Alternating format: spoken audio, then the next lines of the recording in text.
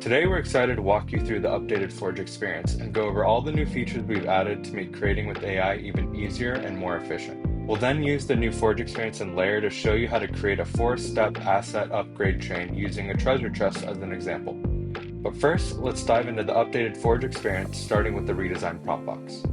You'll see it now on the left side of the Forge session.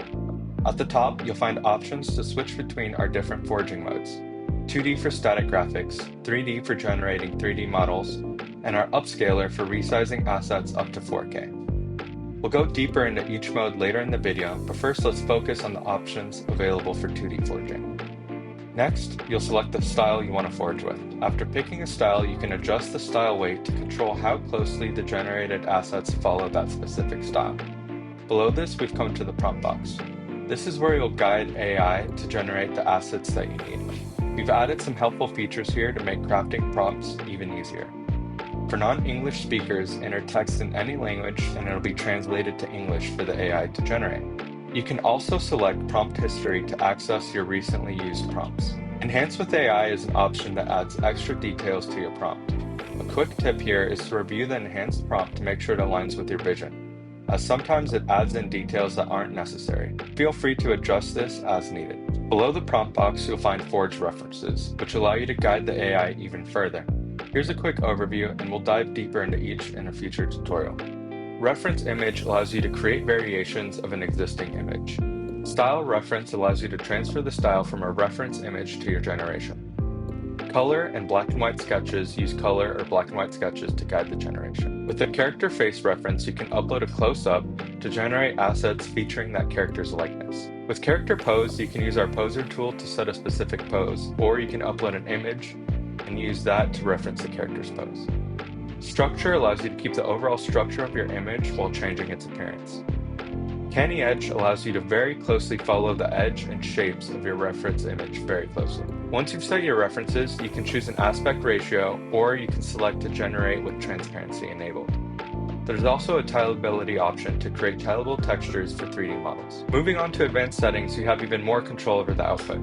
You can select the level of performance and choose between faster generations with lower quality, balanced speed and quality, or a slower generation for the best quality. I usually leave it on the default of balanced speed and quality. The seed number is a number randomly generated for each image, but if you use the same seed number and prompt, you'll get that exact image forged again. Prompt strength controls how strictly the AI follows your prompt. Lower strength gives more creative freedom to the AI. With denoising steps, generally, higher denoising steps mean even more detail, but it will make the forge time a little bit longer.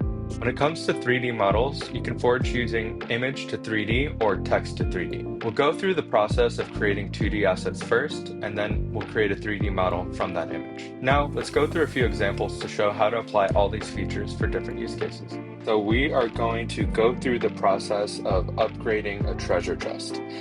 This upgrade sequence is going to feature 4 assets. They're all going to be treasure chests, but the first one is going to be a wooden treasure chest that looks broken and old, and then it's going to go from a bronze to a silver, and then to a gold engraved treasure chest with diamonds. All right, so let's go ahead and get started by forging this item chain. So I'm going to go ahead and use one of our default styles called game items.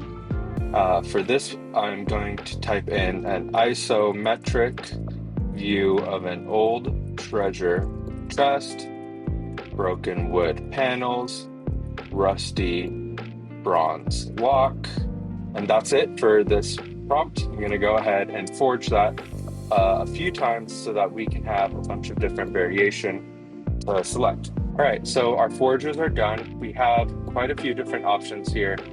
I'd really encourage users to forge a bunch of times to find the right type of asset that they're looking for. AI is not perfect. It's not going to give you the perfect image or generated asset on the first time. I recommend just forging and exploring different settings to find something that you're looking for. So I found this treasure chest. I think this works. It's obviously broken. It looks old. There's missing pieces here. So this is good for what I am trying to achieve. So in order to get the next step of this chest, I'm going to go ahead and use it as a reference image. So I'm going to right click on this, and then I'm going to click create variations. and it sets this treasure chest as a reference image. So I'm going to update the prompt